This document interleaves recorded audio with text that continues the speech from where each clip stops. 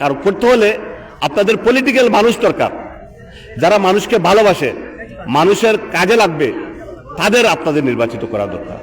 এখন যদি আপনারা কোনো ব্যবসায়ীকে নির্বাচিত করেন, কোনো অন্য কোনো কাউকে নির্বাচিত করেন, হঠাৎ আসলো আইসা একটা নির্বাচন করে ভোট করে আবার চলে গেল, এই ধরনের মানুষকে নির্বাচিত করেন, তাইলে কিন্তু সে করবে না, কারণ মানুষের প্রতি তার দরদ নাই। একজন ব্যবসায়ী তার প্রতিজ্ঞাকারী, সে ইলেক্টেড হয় একটা শখের জন্য সে এমপি হয়। হ্যাঁ, আমার তো টাকা আছে, আমি এমপি হয়ে গেছি, টাকা পয়সা দিয়ে তা আমি এমপি হইলাম, এটা প্রমাণ, আমি যেখানে গেলাম আমি প্রমাণ করলাম। মানুষের কাজ করার দরকার কি? আপনি আর তাদেরকে পাওয়ারও দরকার নেই। কিন্তু একজন রাজনীতিবিদ, আমি একজন রাজনীতিবিদ, আমার রাজনীতি আমার জীবন, রাজনীতি আমার মরণ, আমাকে এখানে থাকতে হবে। আমাকে আজকে বিএনপির সেক্রেটারি আছে, ভবিষ্যতে এই বিএনপিতে আমি হাল ধরতে হবে, বা বিএনপিকে নিয়ে এগিয়ে যেতে হবে, বা বিএনপির আদর্শকে আমি সমুন্নত রেখে এগোতে হবে, সেটাই আমাদের মূল দাবি। সুতরাং আমি আপনাদের কাছে সরতে পারবো না, আমার জবাবদিহিতা আছে। আমাকে আপনারা পাবেন, যেখানেই যাই আপনারাই পাবেন। আমি যদি সিলেটে থেকে পাবেন, আমি হয়তো খোঁজ দিব, আপনাদের পাবেন, অন্য কাউকে পাবেন না। এর জন্য প্রতিনিধি নির্বাচনে আমরা ভুল করেছি বলেই আমরা কিন্তু বঞ্চিত আছি, এটা কিন্তু আমাদেরকে বুঝতে হবে। সবসময় দেখা যায় নির্বাচনের আগে কিছু লোক আসে, হঠাৎ করে কিছু লোক আবির্ভূত হয়, কিছু টাকা পয়সা নিয়ে আবির্ভূত হয়, আর আমাদেরই কিছু লোক যারা কিছু টাকা পয়সার পিছনে ঘুরে। বিশ্বাস করেন, দয়া করে এগুলো এইবার করেন না। এগুলা বৈদ্যের বিয়ানীবাজারের প্রায় 5 লক্ষ মানুষের মতো আছে। এই মানুষগুলোর ভাগ্য নিয়ে ছিনিমিনি করবেন না, এই মানুষগুলাকে ডিপ্রাইভ করবেন না, এই মানুষগুলোর অধিকারকে আপনারা বঞ্চিত করবেন না। আপনারা সামান্য টাকার লোভে এই মানুষগুলোর অধিকার থেকে আপনারা বঞ্চিত করবেন না, উন্নয়ন থেকে বঞ্চিত করবেন না বন্ধুরা। এটা কিন্তু এবার চিন্তা করার ব্যাপার। এইবার আমাদের চিন্তার সময় এসেছে। সামান্য টাকার লোভে যারা পিছনে পিছনে ঘুরে, ওদেরকে আপনারা বয়কট করুন। ওরা টাকার লোভী, ওরা কিন্তু ওদের আদর্শ নাই, ওদের নীতি নাই, ওরা দলের জন্য নীতি নাই, বা জনগণের জন্য তাদের কোনো আদর্শ নাই। এটা আমাদেরকে বিশ্বাস করতে হবে। প্রিয় নেতৃবৃন্দ, প্রিয় বন্ধুগণ, আমি এখানে আসলাম, দীর্ঘদিন ধরে আসছি, বিগত 17 বছর গেছে। এখানে কি একটা ফেরি দেওয়া যেত না? এই এলাকার মানুষ দিন নদীর জন্য না নৌকার জন্য বসে থাকে, একটা ফেরি নাই। আমার মনে আছে এই যে চন্দ্রপুর ব্রিজ হওয়ার আগে শিখপুর ব্রিজের জন্য এখানে ফেরির জন্য আমাদেরকে, আমার তৎকালীন ছাত্রদলের সভাপতি ছিল আমাদের এক ছোট ভাই, সে আমার কাছে গেল, ভাই একটা ফেরি দেন, আমাদের এখানে ফেরির দরকার। বহরগ্রাম তার বাড়ি, চন্দ্রপুর বাড়ি বহরগ্রামের ওদিকে। আমি সাথে সাথে রশিদ এক্সেমকে বললাম, ফেরি দিয়ে দিল। আজ পর্যন্ত সে স্মরণ রাখছে, এলাকার মানুষও স্মরণ রাখছে। চন্দ্রপুর সেতু যখন হয়, আমাদের নেতা এম সাইফুর রহমান তখন অর্থমন্ত্রী ছিলেন, আমি ছাত্রদলের সভাপতি ছিলাম। আমি উনার কাছে গেলাম, উনি বললেন না, এখানে কাজ করবো না। কোনো এক কারণে উনি সাবেক সংসদ সদস্যের উপর খুশি ছিলেন না, উনি এখানে কাজ করবেন না। তৎকালীন সাবেক সংসদ সদস্য ডক্টর মকবুল হোসেনের সাথে উনি খুশি ছিলেন না, বলেন কাজ করবেন না। আমি বললাম, স্যার, এই যে আপনাদের এলাকার কৃতি সন্তান, আমি তার রুহের মাগফিরাত কামনা করছি, আল্লাহ রাব্বুল আলামিন তাকে জান্নাত দান করেন। আমাদের মুসব্বির ভাই, মুসব্বির চেয়ারম্যান, আপনাদের কৃতি সন্তান, আমাদের জেলা বিএনপির ভাইস প্রেসিডেন্ট ছিলেন, অত্যন্ত হৃদ্যতাপূর্ণ সম্পর্ক ছিল। উনি আল্লাহু আকবার, আল্লাহু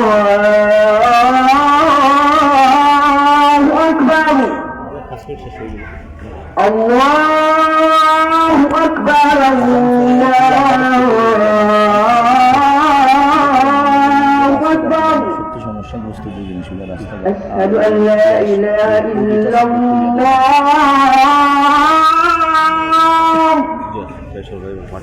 আশহাদু আন লা ইলাহা ইল্লাল্লাহ, أشهد أن محمدا رسول الله،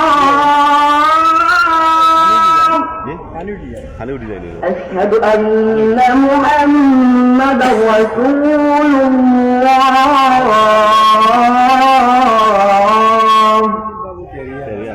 حي على الصلاة،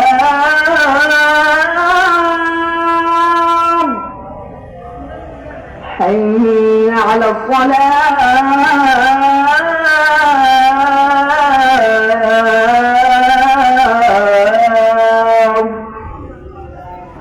حي على الفلاح،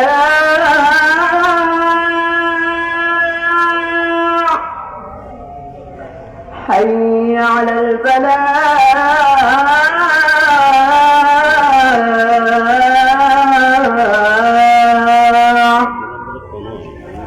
الله أكبر، الله أكبر، لا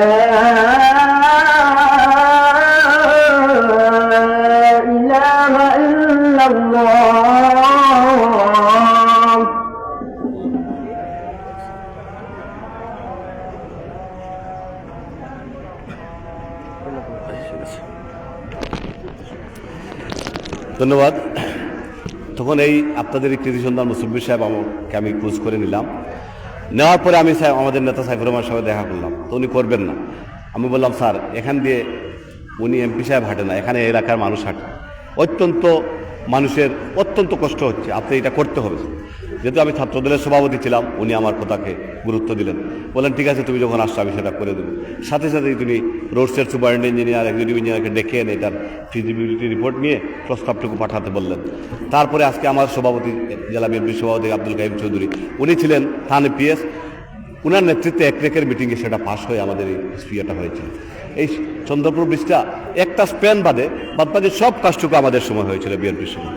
কিন্তু দুইটা অ্যাপ্রোচ রোড করতে তারা নিয়েছে 5-6 বছর, এই তৎকালীন আওয়ামী লীগ সরকার প্রায় 6 বছরের বছর নিচ্ছে, যাতে সংযোগ দুইটা সড়ক তৈরি করতে। কিন্তু মূল ব্রিজটা কিন্তু আমরাই তৈরি করেছিলাম। এটা কিন্তু আপনাদের এই যে কুড়ানো যে সেতু, এটা কিন্তু বিএনপি সরকার করেছিল 1994 সালে, কিন্তু সংযোগ সেতু সড়ক ছিল না। এই সড়কের জন্য ঠিক তদ্রূপভাবে আমার কাছে যখন গেলেন তার বালেশ্বর ইউনিয়নের অনেক মানুষ, তখনও মুসব্বির ভাই ছিলেন আমার সাথে। যাওয়ার পরে আমরা তখন বললাম সাইফুর রহমানকে, স্যার এইটাও করতে হবে, তো উনি এইটাও করে দিলেন। এই যে কাজের প্রতি কাজ আমাদেরকে করতে হবে, কারণ আমাদের মানুষের হক আছে আমাদের উপর, আমরা যদি না করি এটা আল্লাহ রাব্বুল আলামিন আমাদেরকে ক্ষমা করবেন। আল্লাহ রাব্বুল আলামিন কারো ক্ষমতা দেয় পরীক্ষা করার জন্য, সেই ক্ষমতা আমার জন্য দেয় না, এটা আল্লাহর তরফ থেকে আসে, মানুষের জন্য দেয়। আল্লাহ দেন তাকেই ক্ষমতা দেবেন যে মানুষের জন্য কাজ করতে, একটা পরীক্ষা করে।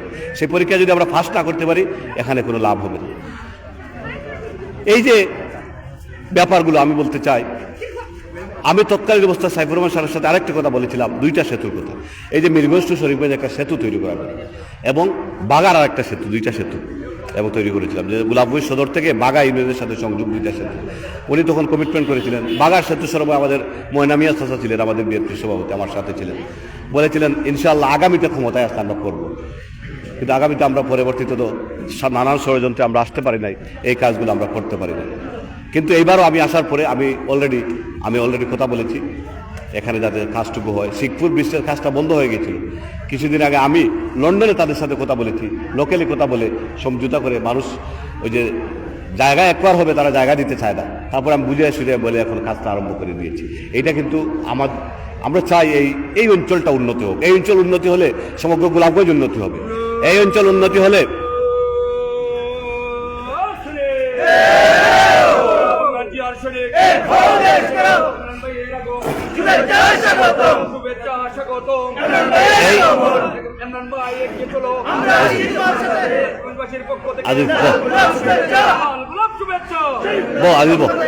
এই অঞ্চলটুকু উন্নত হলে আমাদের সমস্ত গোলাপগঞ্জবাসী উন্নত হবে। কারণ যখন পর্যটকরা আসবে এখানে আসবে না, গোলাপগঞ্জ হয়েতে আসবে। সুতরাং এইটুকু আমাদের কাজ করতে হবে। এখানে ফেরির যে ব্যাপারটা বললাম, আমি ইতিমধ্যেই এখানে আসার পথেই আমি রোডসের এক্সেলকে আমি ফোন করেছিলাম, উনি বলেছেন উনি সাহায্য করবেন, এটা করার ব্যবস্থা করে দিবেন। আমি আশাবাদী ইনশাআল্লাহ এখানে একটা ফেরি অচিরেই স্থাপন করার আমি ব্যবস্থা করে দেব, যাতে আপনাদের কষ্টটুকু অন্তত লাঘব হয়। এখানে দেখেন রাস্তাঘাটের আরও সমস্যা আছে, কারণ এই রাস্তা না, শুধু কানেক্টিং রোডগুলো নাই, অনেক কিছু আছে স্ট্রিট সোলিংয়ের, কিছু আছে কাঁচা রাস্তা। এইভাবে কি একটা এলাকা বর্তমান যুগে চিন্তা করা যায়? ইনশাআল্লাহ আমি আরেকদিন আমাদের ইঞ্জিনিয়ার সাহেবকে নিয়ে আসবো, আইসা এই রাস্তাগুলো একটু পরিদর্শন করে যেসব জরুরি ভিত্তিতে যেসব রাস্তাঘাটের প্রয়োজন এগুলোর আমরা স্কিম তৈরি করব। তারপরে যেহেতু আমরা এখনও তো আসলে ক্ষমতায় আসি নাই, এটা আপনাদেরকে বুঝতে হবে, আমাদেরও কিছু সীমাবদ্ধতা আছে। আমাদের পরিচয় দিয়ে, যেহেতু আমি ঢাকা বিশ্ববিদ্যালয়ের ছাত্র ছিলাম, এখনকার বর্তমান প্রশাসনের সচিব পর্যায়ের বা এর সাথে অনেকের সাথে আমার পার্সোনাল সম্পর্ক আছে, এইটা দিয়ে আমি অনেক কিছু কাজ করাতে পারি। পাশাপাশি সরকারের বিভিন্ন জায়গায় কিছু লোকজন আছে যাদের সাথে আমার পরিচয় আছে বা সম্পর্ক আছে, এদের দিয়ে আমরা কিছু কাজ করাতে পারি। ইনশাআল্লাহ এই রাস্তাগুলোর ব্যাপারটাও আমি সিরিয়াসলি দেখে যতটুকু সম্ভব প্রায়োরিটি বেসিসে আমি কাজ করাবো। এই যে স্কুলে দাঁড়িয়ে আছে, এখানে আমাদের বলেছেন এখানে পানি উঠে যায়, মাটি ভরাটের জন্য প্রয়োজন সম্ভবত, যেটা ইনশাআল্লাহ এই মাটি ভরাটের কাজের আমি ব্যবস্থা করে দেবো। আমি আজকে গিয়েই আমাদের ইয়েকে বলেছি, বা প্রিন্সিপাল সাহেব যদি একটা পিটিশন দেন আপনাদের নির্বাহী অফিসার বরাবর, আমরা সেটা করার চেষ্টা করে দেবো। আমরা চাই উন্নয়ন করতে, আমি চাই আপনাদের জন্য কাজ করতে, আমার ব্যক্তির স্বার্থে কোনো কিছু নেই। আমাদের জীবনটাই উৎসর্গ করেছি এই দলের জন্য, এই জনগণের জন্য। এই গোলাপগঞ্জ বিয়ানীবাজারে 2002 সাল থেকে আমি তারেক রহমানকে দুইবার এই গোলাপগঞ্জে নিয়ে এসেছি, বিয়ানীবাজারে 2বার নিয়ে এসেছি। এইবার আমি ওনার সাথে যখন দেখা হয় আমি বলেছি, আমরা ওনাকে আমাদের নেতাকে আমরা ভাইয়া ডাকি, আমরা ভাইয়া আপনি 2বার গিয়েছেন, আমাকে পরিচয় করিয়ে দিয়েছেন জনগণের জন্য, মানুষ আমার দিকে চেয়ে আছে, আপনার দিকে চেয়ে আছে, আপনি এই এলাকার উন্নয়নের দায়িত্ব নিতে হবে।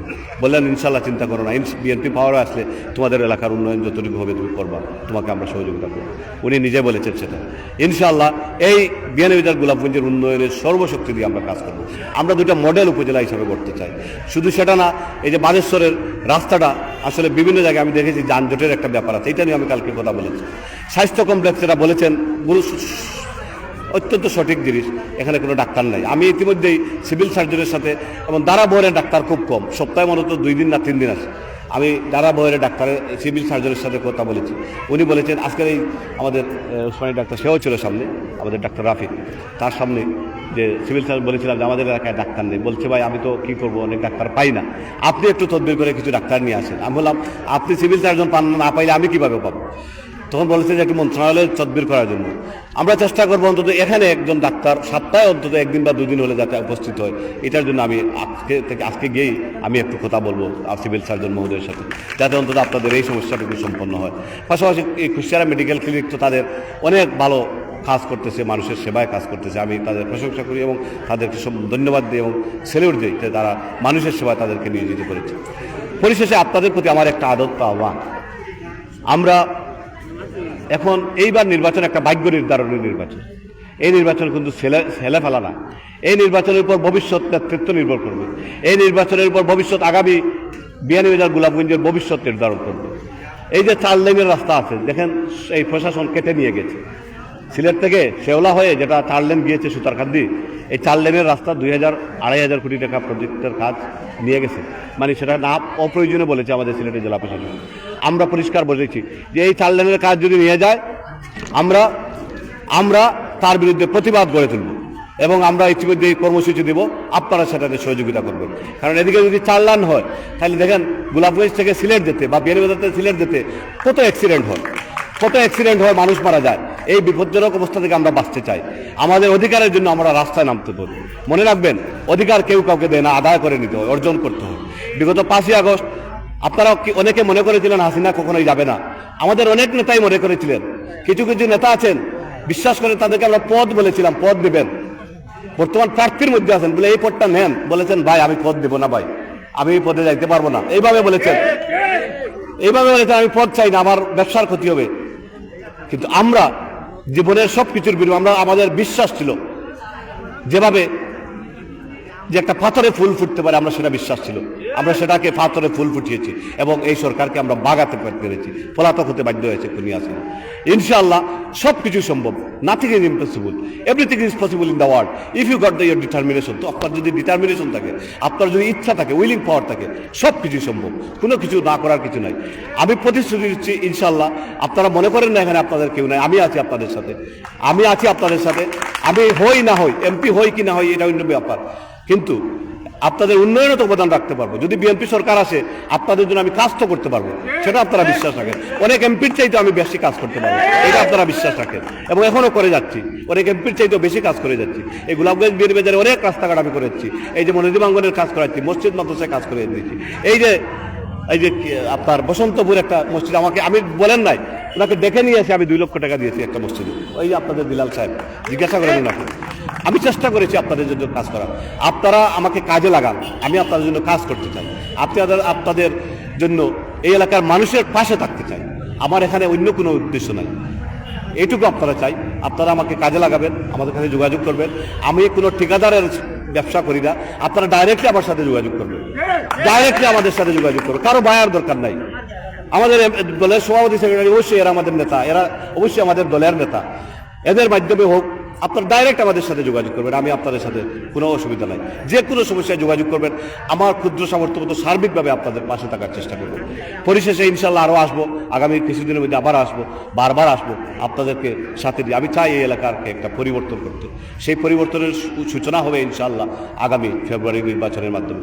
পরিশেষে আপনাদের সবাইকে ধন্যবাদ জানাচ্ছি এবং আজকের এই কষ্ট করে যারা আয়োজন করেছেন, এখানে আমাদের জেলা নেতৃবৃন্দ অনেকে আছেন, উপজেলা নেতৃবৃন্দ আছেন, লোকাল নেতৃবৃন্দ আছেন, সামনে আপনারা যারা আছেন, সবাইকে আমি আন্তরিকভাবে কৃতজ্ঞতা জানাচ্ছি, ধন্যবাদ জানাচ্ছি। ইনশাআল্লাহ ধন্যবাদ। খুদা হাফিজ। বাংলাদেশ জিন্দাবাদ। শহীদ